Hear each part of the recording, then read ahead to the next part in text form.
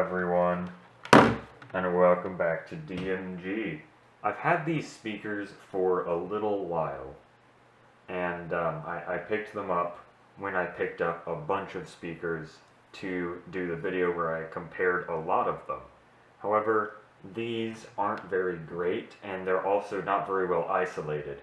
So whenever someone turns lights on and off in the dorm, the speakers crackle, which is really bothersome.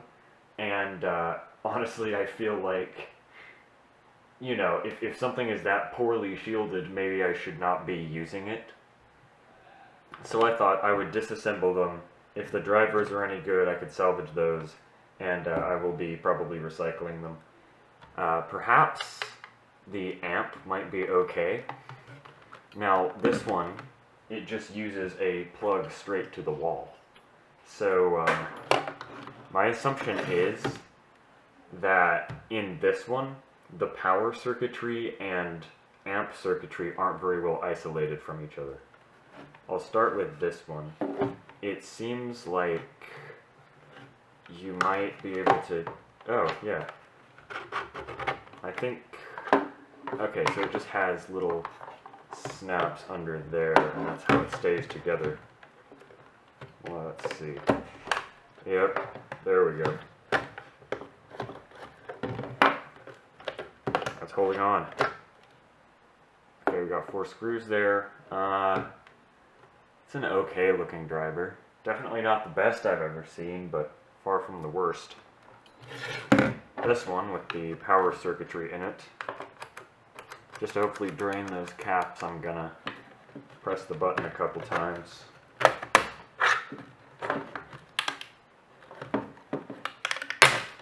Oh, the faceplate of this one is cracked. Alright then, that's not the way that was supposed to come out. Well, there we go. It looks like the driver is a bit scratched up, but it still worked. Last time I tested it, which was like a couple days ago, so... I'll take apart... Actually, no, I'll take apart this one first. Let's see, what are these? Oh, they're actually not bad. Got a decent sized magnet, and apparently 3 watt. So yeah, they've got a good output. This is mine now. And they actually have the positive and negative labeled. I've seen some super cheap speakers that don't do that. Also this foam stuff, just held on with glue. I don't understand why you would put foam over the base ports. That kind of negates the entire purpose of it. Like, the purpose of it is not to let sound out, it's for air. Someone's gonna get mad at me for doing this. But I don't have actual wire cutters and I can't be bothered to get up and get them. There we go.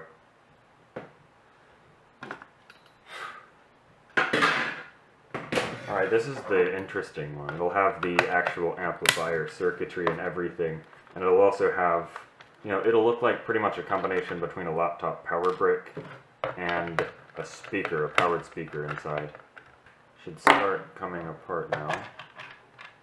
Yep, here we go. So that's why it was so heavy. It's got a little transformer in there.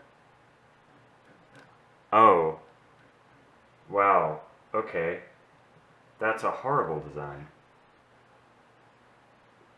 So that explains the poor shielding. Most of the power circuitry and the audio circuitry are on the same board, and it doesn't have any large filtering caps. So it looks like none of those caps look like they'd be able to take 120 volts. It's not filtering the power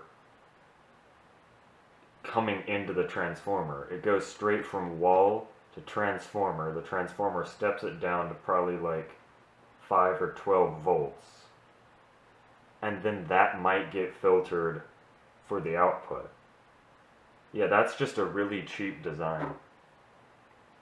I wasn't expecting any, you know, hi-fi grade, you know, stuff, but that's just pretty awful, actually. that transformer might be useful, so I will take the transformer and, you know, because there are no actual, like, big caps in here, I feel totally safe doing this. If it had a filtering cap, I'd be a bit more careful. Alright, here's our driver. Of course, same as the other one.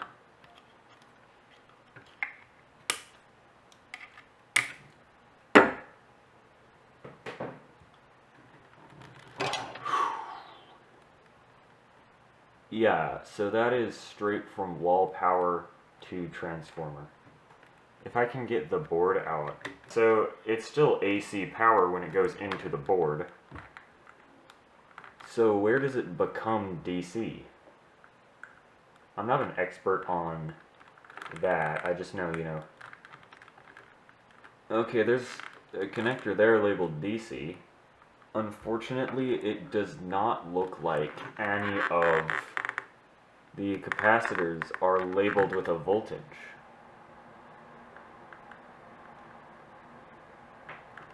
They just have ratings for temperature and, you know, their values. Of course, you've got your amplifier chip in the middle of the power circuitry.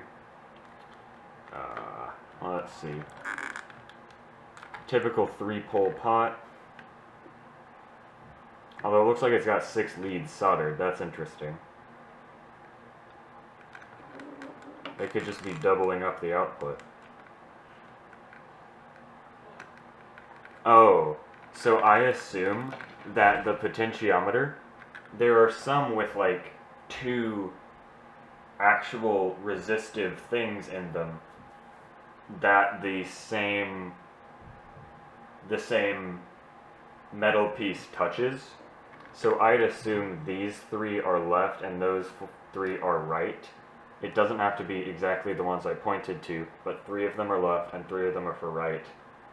That seems like the only logical explanation, you know. Splitting it per channel, which is a way to do it. Yeah, I'm just laughing at this design. Look how thin these wires are for 120 volts AC. Of course it's not drawing a lot of current, but still. It's one of those things where you take it apart and you're like, oh, I never would have used that if I knew it looked like that inside. I don't think transformers hold any meaningful residual power, so I can probably just, yeah. Oh, so that's an indicator that power is always running through these. This thing is warm. It's still warm. And I unplugged these about 15 minutes ago. And they had not been on. So yes, the coils are still warm. These are... Okay, so that was your output to the speaker that was in here.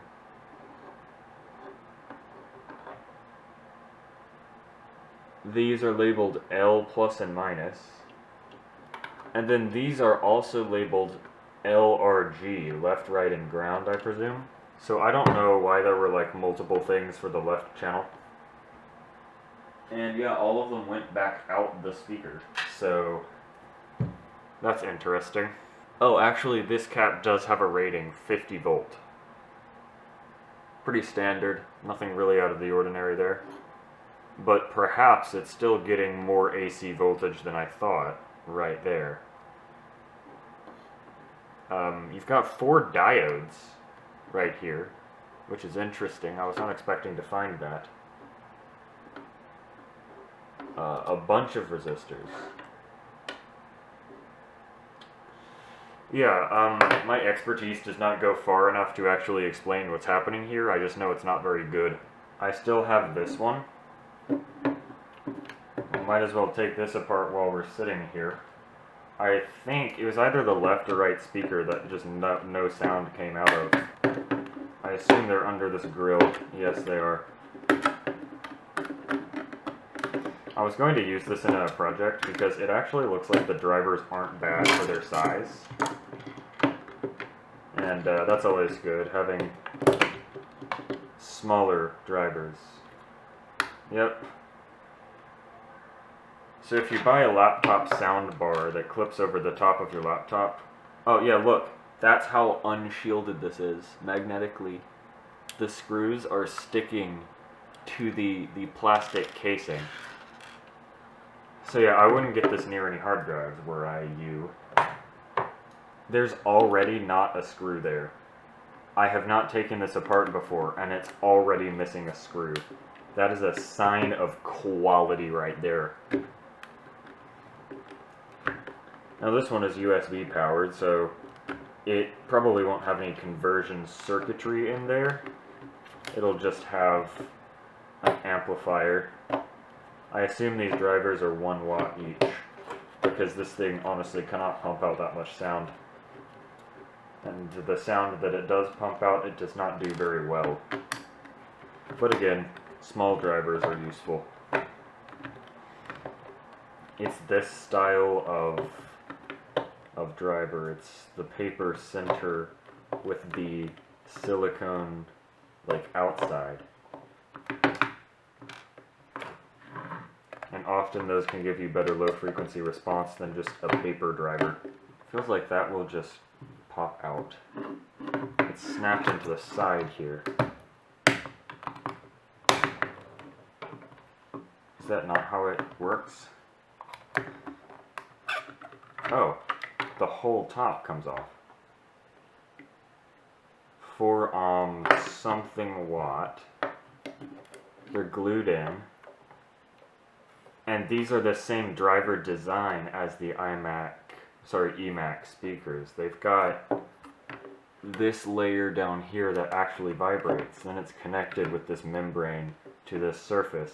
So that's why they sound so good for their size, because they're actually built rather well.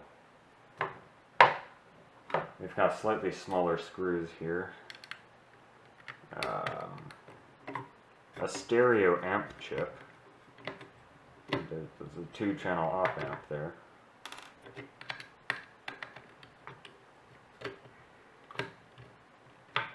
Now that's a bit much for an op amp.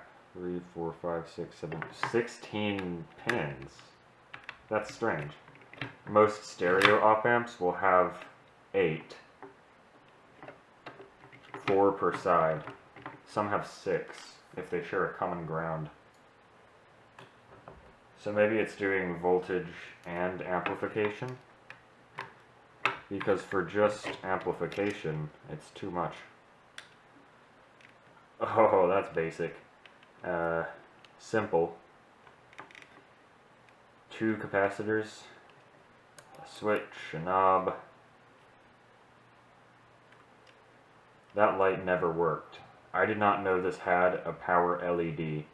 I'm sorry, the camera stopped recording as it likes to do. I'm not sure how much of the last it caught, but these are 4 3 watt speakers. And yeah, I wish it would stop randomly turning off. That would be great. We got 4 decent little speakers. Transformer. I'll have to figure out the exact specs of it later. But it's 120 to probably less than 12. And then we've got this decent little board, but it doesn't seem to be working all the way. I will diagnose it further. But anyway, that is it for this video. Thank you everyone for watching. Subscribe if you enjoyed, and see you next time.